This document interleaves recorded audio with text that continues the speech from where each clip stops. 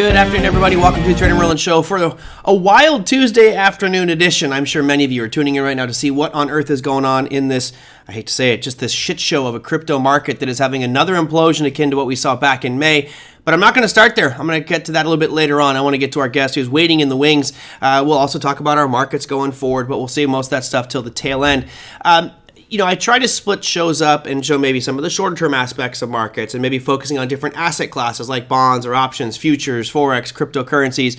And then I think one that doesn't get enough attention is the long-term retirement perspective of it. Certainly there are people that are hitting that 65 mark and looking to pull money out of their retirement accounts, and all of a sudden market drops 20%.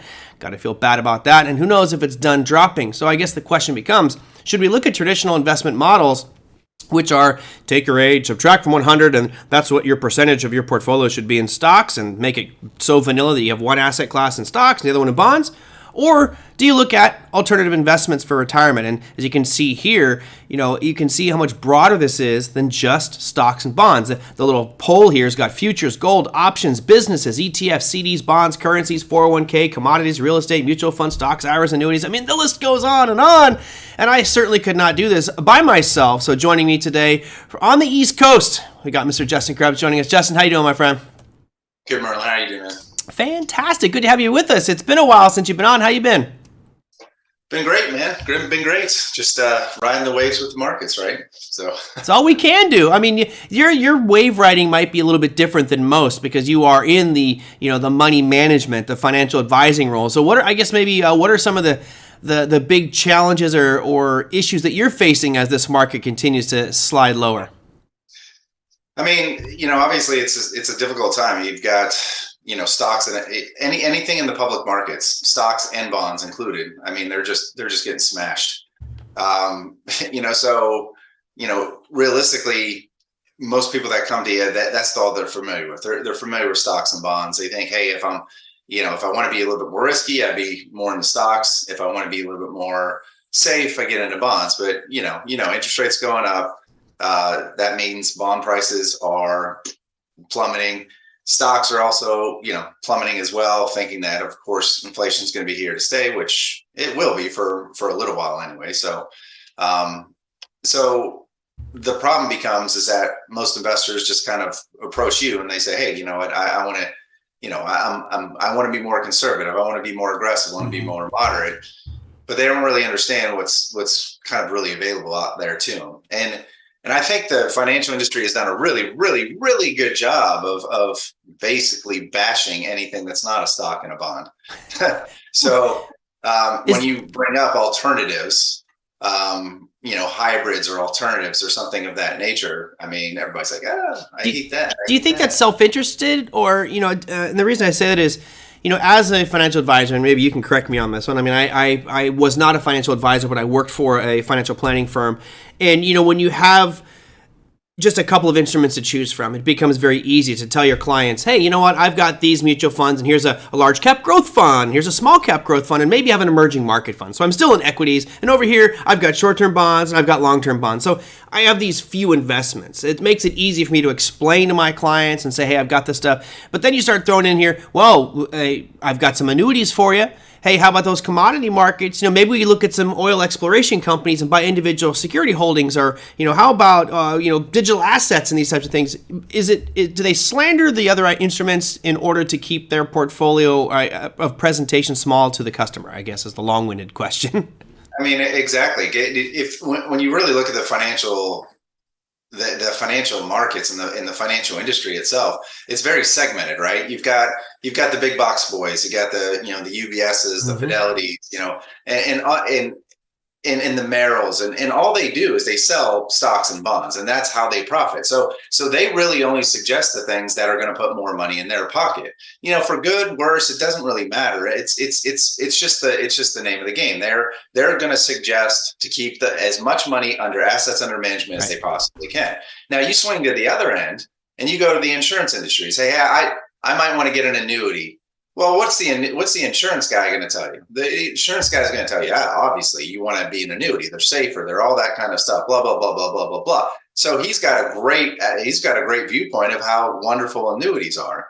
And then nobody really talks about on the tax side of things, except your CPA, right? Mm-hmm. But the reality of it is it's so segmented. People just basically sell you what they get paid off of and kind of bash the other side of the deal, right? And a good example is Fisher Investments, right? Fisher had this huge campaign years ago to just absolutely bash things like annuities. Well, why? Fisher doesn't sell any annuities, Right. So I do truly think it's this whole game of, this whole game of, hey, you don't want to go there, you want to stay here, and I understand that, and I think that's why it's important, and that's why I kind of made a decision when I got into this business to have the ability to cover anything, right? I don't care, it doesn't matter. You come to me. It has to be unique to you. Maybe, so for example, you say, I want to be a bit safer. Okay, great. So are bonds the safe aspect right now? Or is an annuity a safe aspect? Or is it a CD? Is it even life insurance? I mean, there's even types of life insurance that are investments, right? Right. Yep. So it doesn't matter what you get into. It's just a matter, does it fit your overall plan? And then likewise, when you come in and say, hey, I want to go gangbusters. Okay, great. Is that stocks? Is it growth stocks? Is it value stocks? Is it something different? Is it some kind of crypto investment? Is it, venture capital, some kind of private equity or venture capital group, something like that. So, and then of course, in between all that is a whole lot of other things. How does that, from your perspective, and one of the things I love about you is your ability to look at all the different things. Say, okay, I'm not going to say no automatically, but let's look at it. Does this risk fit your portfolio and your risk profile, which I know you run on every one of your customers? Looking at somebody like today, you have FTX, which is one of the largest crypto exchanges in the world, down 75%, probably going to go insolvent in the next couple of days, just like, when these other guys did. When someone brings that to you, how do you approach that? This is an extremely volatile instrument. You're certainly wanting to protect a client's risk. I would consider digital assets as an alternative investments. When I say digital assets, I mean like cryptocurrencies, et cetera. But how do you help guide that customer? Because obviously your best interest is for them to grow their wealth over time in a controlled manner versus taking these flying shots at some, beaten up by 75% crypto project. So what do you do to control expectations and kind of guide people into maybe away from some of these investments that might kill them? I mean that's a great question. And it really comes down to what people use this word, but they don't really understand it. Diversification. Right. I mean, back when obviously I was, doing Forex and futures and options classes and stuff like that. I mean, the idea of diversification was people would go, oh, okay, yeah, I got this mutual fund, that mutual fund, I got like, 20, I got 25 different, that's not diversification. I've got 7 types of apples, but I'm diversified. No, you have all apples. Well, I swear to God, I looked at this one gentleman's account that is a prospect right now. And he was like, yeah, I'm really well diversified. I'm not kidding you. All the stuff that he was in, he had like a 15% exposure to Apple because every single one of the things that he had invested in had, a small amount of Apple. So it added up to 15% of his entire portfolio. And then Google was 14%. I'm like, wow. Anyway, you get the idea. Just buy the NASDAQ 100. Those allocations are already there. Yeah. But diversification really starts with kind of this, if you kind of picture buckets, right? So when you talk about buckets, there's the safe bucket, there's the risk bucket, there's the liquid bucket, there's the tax bucket, there's all kinds of different buckets, right? So when somebody comes to me, we've got to, number one, figure out what the goal is. If you're 40, yeah, we're not worrying too much about a whole lot of safety at this point. We can if you're really worried about it, but you've got a longer time horizon. You should be investing in things that have more growth potential. Does that come with some risk? Yeah. Do you need liquidity right now? No. Right. So those, taxes, yeah, we want to think about long-term taxes, but that's not as important as if you're 60. Now you're 60, you're walking into my office and you go, okay, well, how do I invest? Well, then that goal is going to be a little bit different. Mm-hmm. You're not in the accumulation stage anymore. You're more in the preservation stage. So should we have a high exposure to volatile stocks? Probably not. Do we want some? Yes. So you kind of start with what the overall goal is. So that 60-year-old, we might go, okay, well, let's get into what's out there as far as preservation, right? We've got different instruments like CDs. We've got annuities, we got bonds, we've got all, these kind of investments. Now, what's the pros and cons of each one of those? And are they exposed to any kind of volatility that may make you worry about? So you build that bucket first, and then you start sprinkling the other buckets, right? Because a 6-year-old's going to need liquidity, right? They're going to need income. They're going to need more safety. They're going to need more. They're going to need less correlation to the public markets, believe it or not, right? Yeah, and they might even need income, right? And of course, they're going to have to start paying attention to taxes, because now probably 90% of your assets are sitting in tax qualified accounts, right? Which are just full income when you start pulling them out. There's nothing you can really do unless you start doing conversions now. Yeah, they go a lot more defensive. I mean, when you're in your 20s and 30s, you're on the offense, man. You're throwing those deep balls and you're trying to score for all the U.S. football analogy fans. But yeah, as you get older, you got the lead in the game and you're in the fourth quarter. You're being very defensive, and I think that's the big difference here. You mentioned that they're going for markets that aren't necessarily correlated with the broad market. Talk to me about that one, because I think that leads well into the alternative investment discussion and can maybe move us away from equities and bonds. But walk you through how you would explain to a client, the look for non-correlated assets category. Yeah, so this is where I kind of call it alternative assets, because a lot of things can fit under an alternative asset. But when you start thinking of alternative assets, what you want is that you want something that's not highly exposed to the public markets. Now, obviously, you always have some correlation no matter what investments you get into. But right now, if you just stick with public markets, what have you got? You've got stocks, mutual funds, and bonds and bond funds, right? I mean, those are all highly susceptible and fairly correlated to one another. So they've got high reward, high risk opportunities. So the alternative market are markets where you can invest in other things that aren't so dependent upon the stock market. You've got private equity placements, private debt. You've got real assets that you can invest in, real estate markets, right? And there's several different ways to invest in those kind of things. But one of the main ways that I go about, so all of those areas, like, even when you talk about real estate, it can be exposed to the stock market, sure.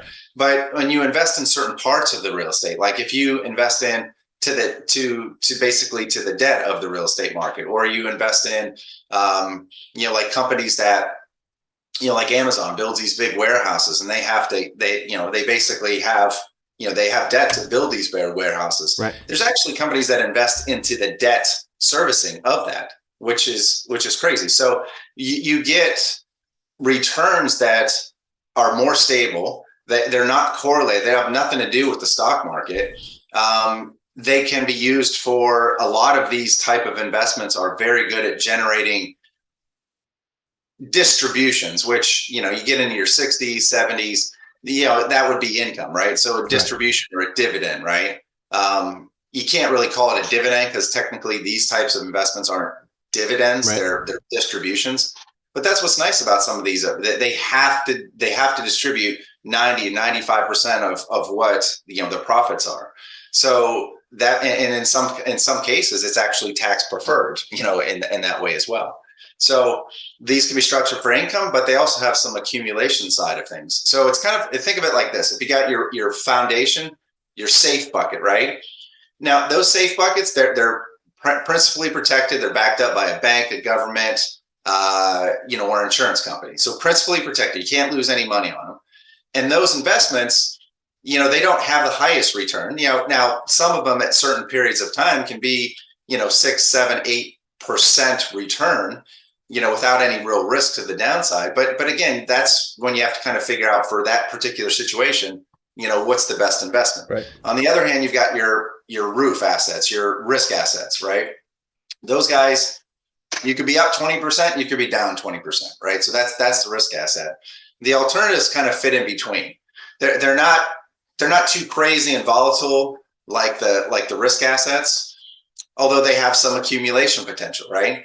And they're not 100% principal protected like your safe buckets. So these alternatives really fit as just simply a nice diversification. And right now, these are some of the places to really go to. I mean, they're kind of hard to get into. That's one of the cons. But they're a nice fit for a lot of different folks that are looking to get out of the public markets or get some of their money out of the public markets. With that, looking at alternative investments, when I was working for a financial planner many moons ago, there was this kind of a benchmark for returns in a portfolio. And, if you invest over the long haul, you're going to get between 8 and 10% is typically that number that people throw out. So let's just say 9% is your average. When you look at these alternative investments, I'm curious what your take on it is. Is it to say, look, you're nearing your retirement age, probably not going to be getting that 9%, or at least we don't want to take the risk to get that 9%. Maybe we hedge it with some alternative investments, like, go something that's not necessarily correlated with the markets, and go in with the understanding of, look, we're not going to get that 9%, but we're going to have a much greater probability of getting, let's say, 5% and planning for that? Or is it saying, I'm going to use these alternative investments, which are non-correlated, and try to achieve a higher rate of return? So I'm asking if it's like an increaser or maybe hedging a little bit, so I know I'm taking some risk off the table by using these alternative investments. I mean, technically you do both, but it would be more of the former. And the former, what I mean by that is that if you think of your returns as a bell curve, the idea, like, you don't mind the bell curve when you're 40. You don't mind it because It's up, it's down, it's up, it's down. You're fine. You've got that long time horizon. But when you get into kind of that retirement age, earshot of retirement, I recommend 10 years or less from retirement, basically. When you get into that, what you want to do is you want to kind of cut the ends off that bell curve, right? Get rid of the extreme gains, get rid of the extreme losses, and just have a more stable situation. Now, I know that people always want gains. When the market's going great, they always want the gains. But the reality of it is you don't have to do that anymore, right? You basically want to avoid the big losses, which is going to take out the big gains. So just tightening or tightening the belt of the bell curve, right? Just shifting it a little bit so it's more in that, that 60% probability range, that 70% probability range. So think of it like this. It's instead of the roller coaster like this to your destination, you just have a little bit of a smoother ride with a few bumps here and there. Right. And the alternative investments can really do that. Like a lot of these alternative investments, like there's a few, like a Blue Rock fund that's, most of them are like what are called interval funds, which are basically closed-ended mutual funds. You have to actually buy into them. They don't have as much liquidity as a regular mutual fund. That's kind of the con to them. But some of these like real estate, these real estate closed funds, or it's kind of these private equity placement funds. I mean, they're up. They're up. They're up 5%, 6%, 7%. Kind of the worst one that I use is only up 1%, but it pays a 5% distribution rate over the course of the year.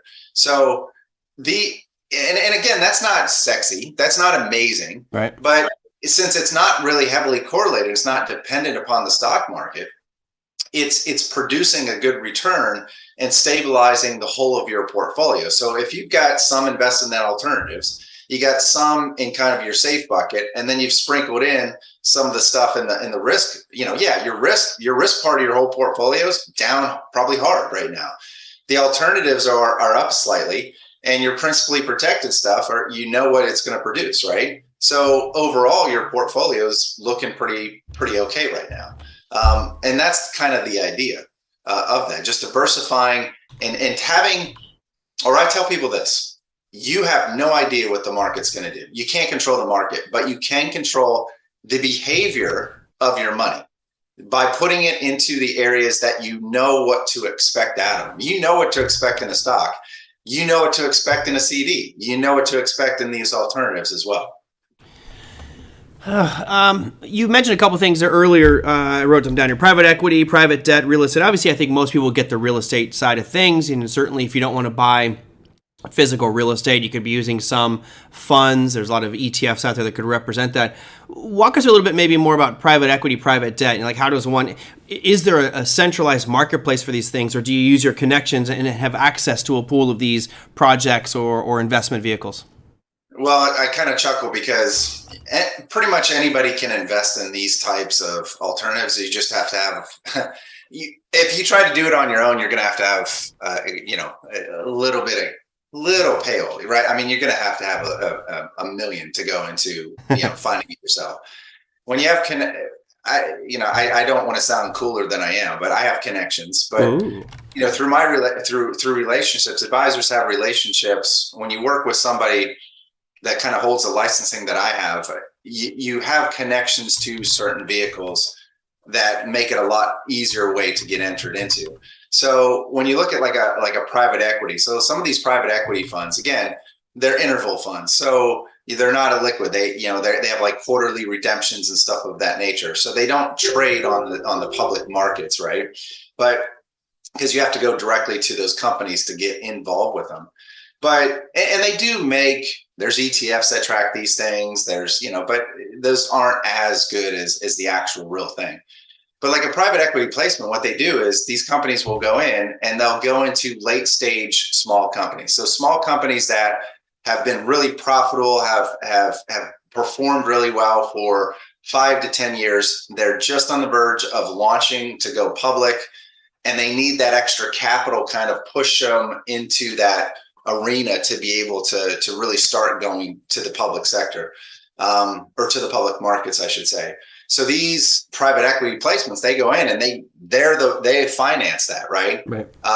So what you have on that is you have very, very stable and low volatility. Why? Is because late stage companies like that, late stage small companies, they don't have a failure, like a high failure rate at all. Most of them go through, become public. So there's not as much risk as investing in just kind of a startup, right? Right.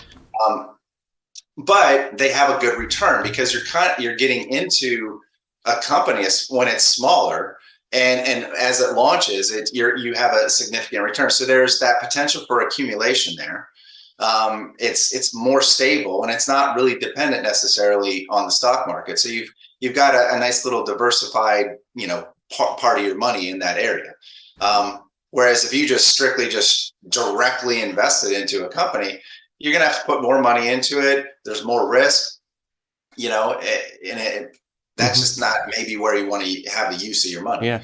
I guess, and there's a good comment from Chase. It says you need good trust in the management. And I think that's the only part I have an issue with is like, my days are gone of analyzing a company's balance sheets and looking at the fundamentals, especially on looking to buy into some private equity. But, you really need to be doing some due diligence, because if the rate of return there for these private equity firms is so great, VCs would have already been in it, right? So generally the VCs are going to get the lion's share of the money, and then, the retail investor can participate in them. But, there's a certain risk element to that. Now, do you do that analysis for your guys, or do you kind of propose different things that they can look at? Oh, yeah. No, I have to. Yeah. Anything that I recommend, I've had to not only do the research on it, but I've also had to meet the educational requirements on it. So, yeah, you have to. And again, keep in mind, this isn't the strict venture capitalist either, right? They're piecing it together a little bit differently than that. So, but yeah, that's what I mean. These aren't investments that you're going to see a 25% return, but could you see 8-9%, or at the very worst, their distribution, right? Their yield, like the one company that I'm talking about, this variant income fund. You get into it. Yeah, there's some qualifications to get into it, but it invests in private debt, and it has, for the last 22 quarters, has paid out an annual dividend of 5.98%. And for somebody who's in retirement, that maybe they need a couple grand a month to make up for the difference between Social Security and their expenses. That's a good solid yield, because gone are the days where you're just investing into high yield bonds and stuff like that, and you've got enough yield to be good in retirement. Right. That's why you kind of have to find little alternative investments that have that kind of purpose behind them. Yeah. And you mentioned real estate, but some of these funds, what they do is they invest literally into the infrastructure, or they invest into the buildings, which are, if you invest into a building, right, and the infrastructure, you have some inflation protection, right? Mm-hmm. You have yield from these funds, and there's very low correlation to the stock market as well. Interesting. And then with regards to that, obviously you're looking at the big picture, and these aren't going to be the major holding, but that fits in that kind of middle bucket you were talking about. You've got the bigger bucket, which is kind of call it the safety bucket, maybe some speculative stuff, and this is kind of fitting in the middle.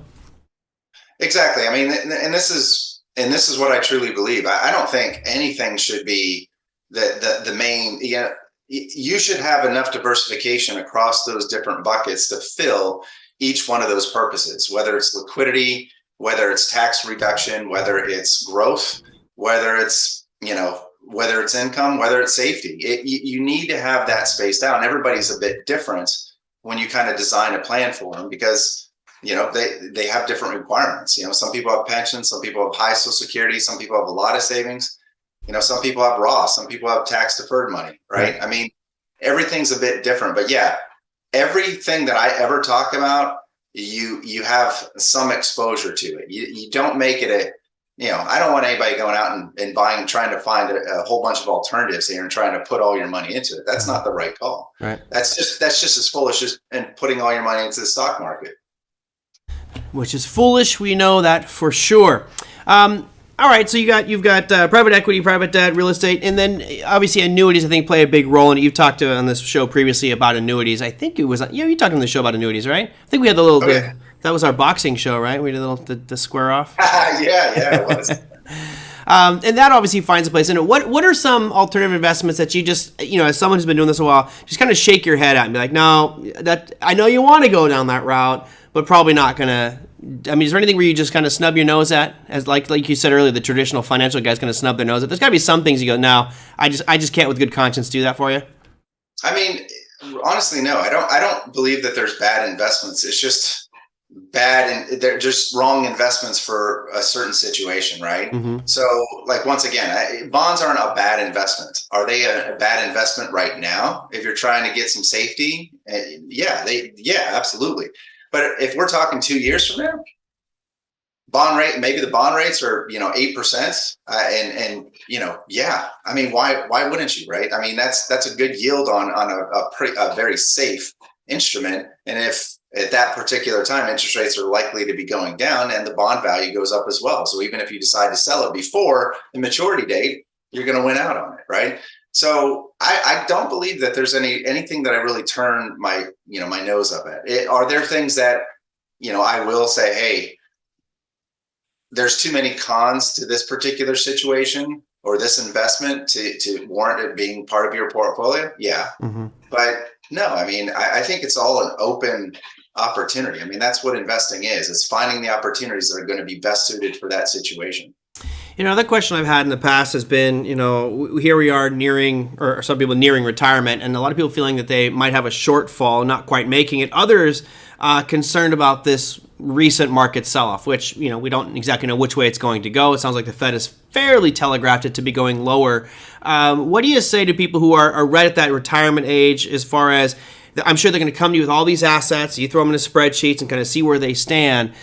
Is there an overriding theme to anybody that's bringing a portfolio to you right now with the way this market's going? I mean, a lot of folks that I've been looking at have gotten into bonds or sitting on large portions of cash.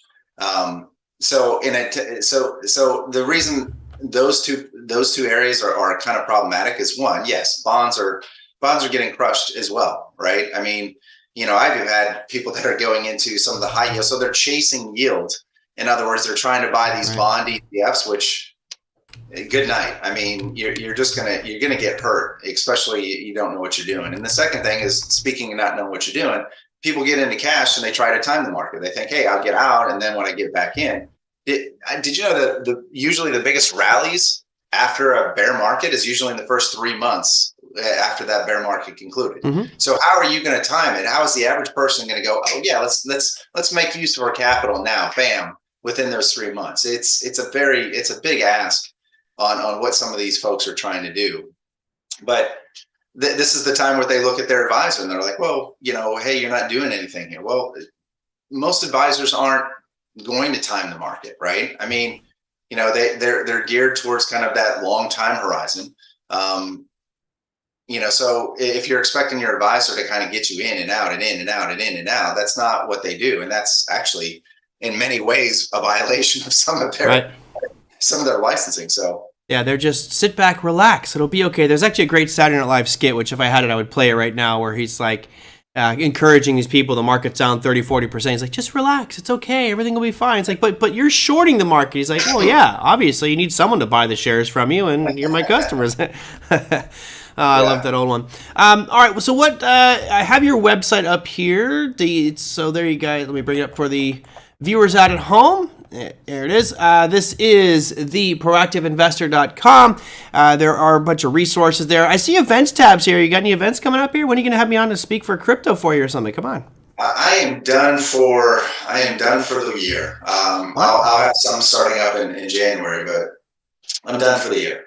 So, but actually, I was thinking, I was hoping to maybe start doing a little, not necessarily, I guess you can call it a podcast, but I'm actually starting to kind of do that. And I actually, one of the first guests that I actually have on my list is you. Oh, yay. Well, I will tell you this. Don't commit yourself to doing it every day. And I started off thinking I would do a half hour a day. I pretty much do an hour a day. And man, I tell you, it's a pretty big time commitment doing an hour a day, especially when you're doing some of the other things. But I love it. So it's fun. Well, you do a great job at it, man. I always love coming on your show because like I was telling you before, we can talk about anything. Yeah. So. Well, it goes back to working together over the years. We know each other, and there's a level of trust there that I think is an important piece. There's some other people I won't bring on the program who I don't trust with a 10-foot pole, and I just hope fall off a cliff. But that's a totally different story. Anything else you want to wrap up with here? Again, I got your site. Is there anything you want to direct people to as far as a referral, a blog? I see you have a blog on there. You got other pieces. Anything noteworthy from your site you want me to direct them to? No, I mean, if I truly believe if people need your help, they'll come find you. So I believe in that. I'll try to push anybody anywhere. So got my website up. I'm an independent financial advisor firm, and that alone allows me to go into any different investments and make any kind of recommendations. And I have a fiduciary requirement. So, but yeah, I mean, if somebody needs my help or wants to chat, great. You know where to find me. Go to my website. You could, fill out a form to talk to me and we can have a chat. So awesome. Well, hey, Matt, thank you for coming on. I appreciate you giving us some insights into alternative investments, maybe a little bit outside the norm for most people, but certainly as we start to look at these markets and want to protect our portfolios or maybe just find different things to invest in, alternative investments can provide some great opportunities. So, Justin, thank you so much. Hope you have a fantastic remainder of your day out there, and I'll talk to you soon, my friend. Everybody, we'll see you. All right, take care. All right, guys, that was Justin Krebs. I close that window over there of theproactiveinvestor.com. You can find out more information by going to that website I had up there. Obviously, good guy, lots of information, and I think the important part is straight shooter. One thing that and some of you know my background, what really bothers me about the financial investment world, and I apologize for if you have financial advisors in your world or you know them, a lot of them will say things that might not necessarily be true, but they want your money. And it's, it's like in any sales organization. A front-end broker is essentially a salesperson, and most of them are going to be trying to find ways to get more of your capital under management. A lot of these brokers are paid by AUM, which is assets under management. And they'll put you in investments, which they may not know much about.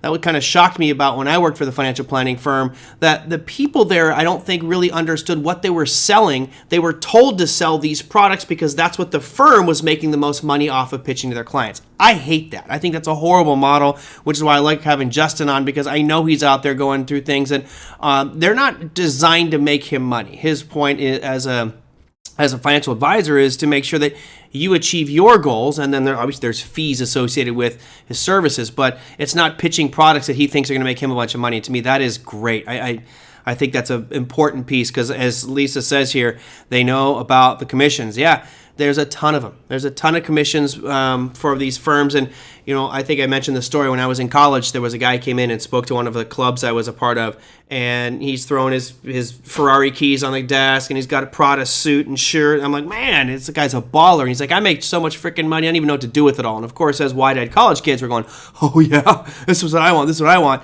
And come to realize that all he was doing is just reading a pitch. They literally have a document that was written up for him every morning. He'd come in and say, read this one real quick. There'd be like little palm trees next to like the Dell write-up. And if he sold enough Dell, he would get a trip to Hawaii. So these guys are really just pushing for their quotas, their sales numbers. So as you go through, make sure you find someone that you really resonate with. I think one of the beauties of watching this program is you'll at least be armed with the questions to ask your financial advisor.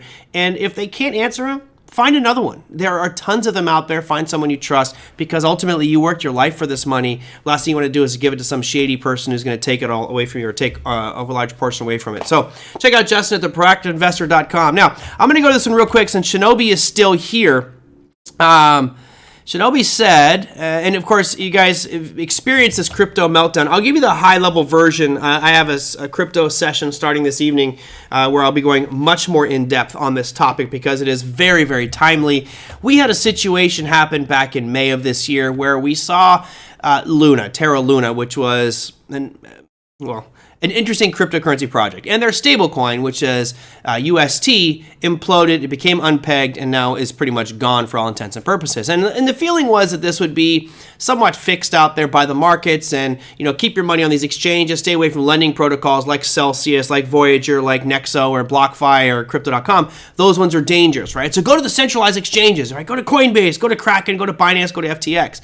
Well, here's the chart of FTX, which basically said this morning that they could backstop and buy shares at $22, and you guys can see the exact moment where FTX ran out of money last night. This was the chart. This is the chart of them right now. It's down 78% and probably will go insolvent here very shortly. Right here is $22, and that's where Alameda Research, which is a part of, it's like a sister company to FTX. They said, well, we'll buy the shares that CZ, who is the guy who's the CEO of Binance.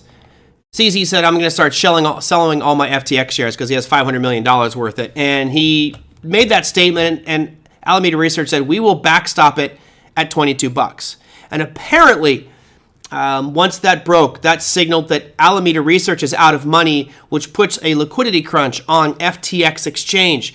You guys have heard me say many times, you've heard me say, I am dumbfounded. I am in awe that the Federal Reserve allows U.S. banks right now to lend out 100% of your money that you deposit. There is no collateral in your bank whatsoever. There is no reserve requirement by the Federal Reserve at this point for your deposits.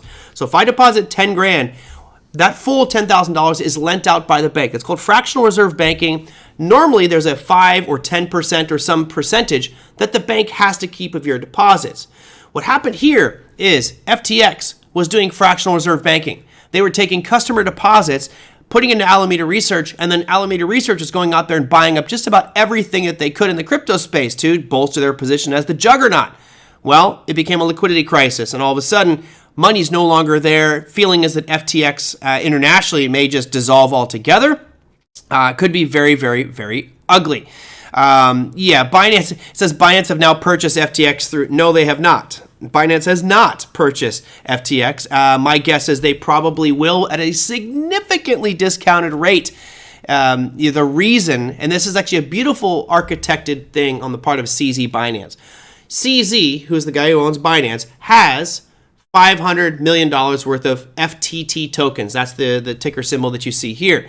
So basically what he said today, he knew that FTX and Alameda Research are heavily leveraged. They're using customer funds, borrowing those and buying other companies with it to build a bigger portfolio. CZ saw that, and he said, look, I don't really like what's going on. I'm going to sell my FTT tokens, which would have cratered this thing. Now, because he said that, what it did is it created a run on the bank. Most of the customers of FTX are scrambling to rip their money out of the exchange as fast as possible. That's why you see this giant sell-off here. Now, when that happens, CZ's like, oh, well, isn't that nice? I will buy back. I'll buy FTX. But he has said, I'll buy it after I do my due diligence. Now, of course, you know that his due diligence is going to expose the details of how messed up Sam Bankman-Fried and FTX actually is, including Alameda Research. So this is another one that all of a sudden Sam Bankman-Fried goes from this multi-billionaire young kid on a pedestal that everybody thinks is one of the greatest out there, probably top 3 in the crypto world, to now in the same discussion as Do Kwon potentially going to prison. Okay, that'll be an interesting one because a lot of people calling for fraud. Now, Brian asked this question, which I don't know about stablecoin mining. Most stablecoins aren't mined, but I'm not quite sure on that one. But you did ask about stable fund. All right, I want everybody to participate in this discussion around. This is going to be a fun one. So he asked about a company called Stable Fund. Here it is. It's simply an app that basically you put your money in there and it will, oops, I don't have it up, and it will earn money for you, right? Think of it as an algorithmic trading application. You just deposit your money and it's going to do what it needs to do with your money and earn you a rate of return. Now, this is why if you guys are watching this right now or anybody listens on the podcast and you believe that you can just deposit your money in this most secure wallet, the stablefund.app, and make 1.5% rate of return per day, I would love to just stand there, kick you in your private parts, slap you across the face, call you an idiot, and then say, give me your money so you won't lose it.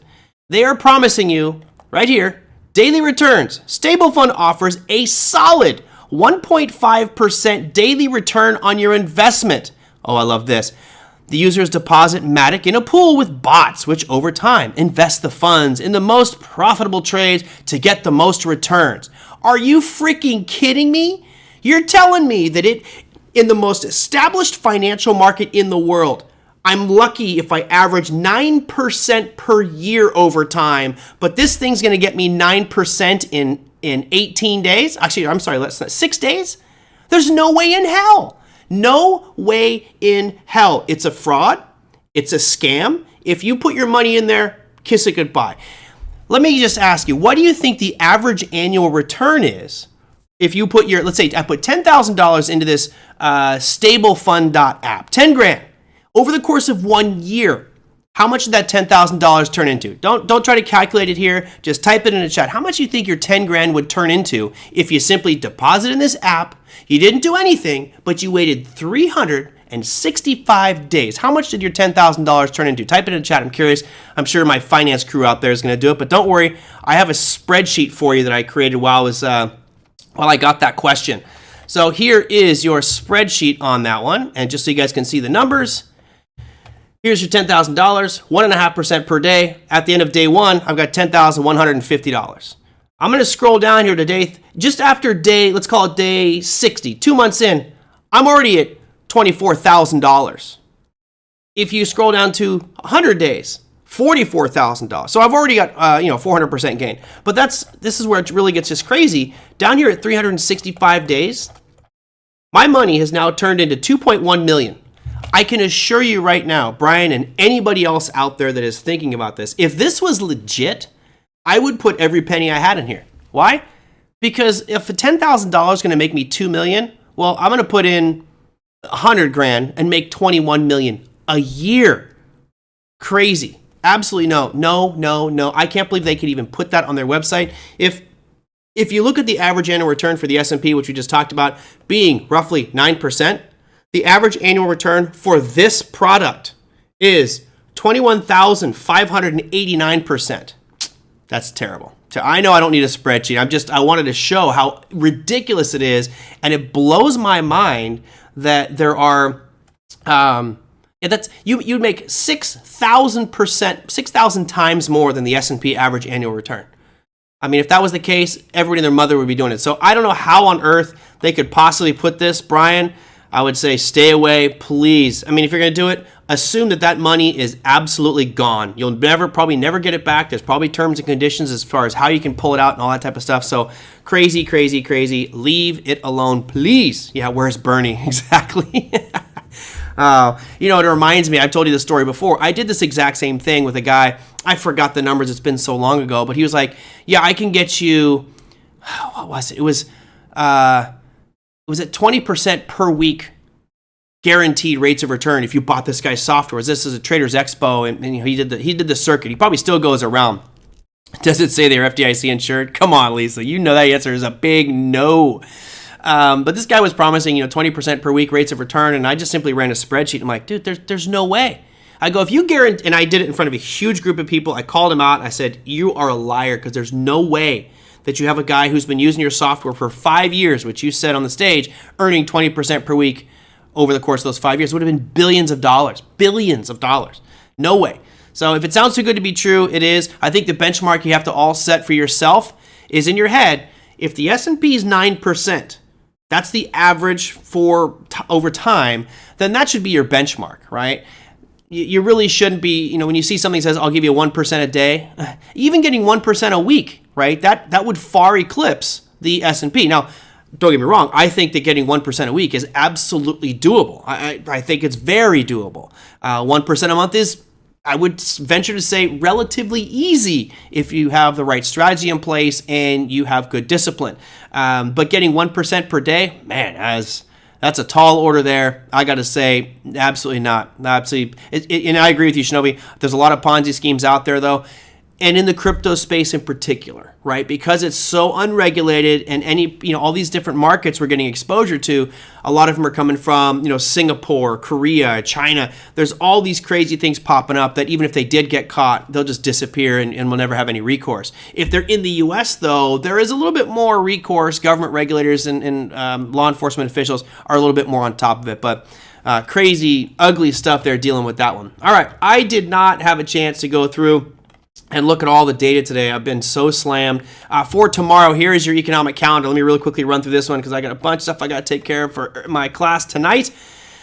Looking at the U.S., you really don't have much. You got crude oil inventories and final wholesale inventories. So later on in the week, we have some bigger news happening, but that's your economic calendar for tomorrow. There actually is a bunch of stuff going on the earnings front, but I didn't manage to get that one ready either, so I'll look at that for you here. There's some... this week is obviously much lighter. I think there's like 1,000 something reporting earnings. Tomorrow you have Canopy Growth, the Trade Desk, which is one of Larry's favorites, Wynn Resorts, as well as some of the bigger names out there. All right, that's going to do it for me, everybody. I got to wrap up here so I can go do some other stuff for the day. I hope you enjoyed that one with Justin. Maybe tomorrow I can dive deeper into what's going on with regards to that crypto world. I may record a special video for it tonight, which we'll see if I can send it out to Online Trading Academy and have them post on their YouTube channel right next to the Monday Morning Must-Knows. But if there's something you want us to cover this week, let me know. You can put it down below the YouTube videos. Just say, here's what I want you to talk about this week. I know I didn't get a chance to look today because I've been so damn busy, but I will spend some time this evening going over the YouTube channel to find out what you guys want to discuss. Just put it down below there or email me at TraderMerlin@gmail.com. And the last part here is, I did say that Ryan Watkins and I will be evaluating probably next week, next week, 2 trade plans. And that's 2 drawn at random. I've got probably about 15 that have been sent in to me. So you have until, I'll give you midnight tonight. I said Tuesday is the deadline. For those of you who want it, I would highly encourage you to sit down and if you don't have one, just write one out tonight. Figure out what your trading plan is. It's the first step in you gaining consistency. I think it's very, very important to have a trade plan regardless of market that you trade. But write out your trade plan, send it in to TraderMerlin@gmail.com. Remove any account numbers. I do not want to see one, brokerage from account number. You can have the names on there, it's fine, doesn't bother me, but just want to make sure that personal information is kept for you. But send it on in. You have until midnight tonight. I will put you in the pool. I will draw some 2 winners out there, and then Ryan Watkins and I will do a review of your trading plan next week sometime. We haven't locked down that date, but hopefully we'll help you in your journey to build a trading plan to become a better trader. All right, everybody, that's going to do it. I hope you enjoyed today's show with Justin Krebs. If you want to find out more information, check him out at theproactiveinvestor.com. That said, I will see everybody tomorrow. Take care.